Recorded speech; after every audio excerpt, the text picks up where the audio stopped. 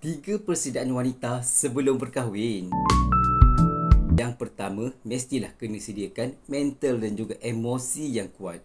Perkahwinan ni bukan sekadar tentang cinta, tapi tentang tanggungjawab, tentang kehidupan seharian dan juga kesanggupan kita, kesediaan kita untuk berkongsi hidup dengan seseorang yang datangnya mungkin dari latar belakang yang berbeza. So, kenalah sabar dengan ujian yang akan tiba. Yang kedua, ilmu pengurusan rumah tangga dan juga agama. Sebagai wanita, belajarlah asas tanggungjawab sebagai seorang isteri.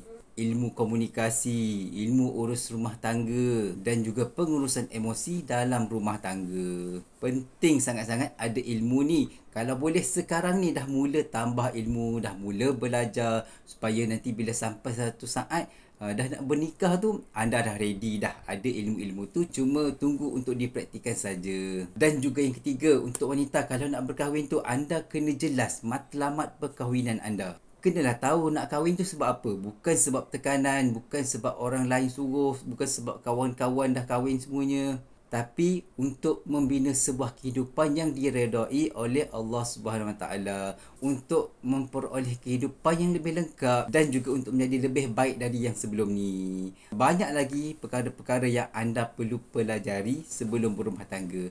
Just ready dari sekarang, manalah tahu sebulan dua lagi anda menjadi milik seseorang.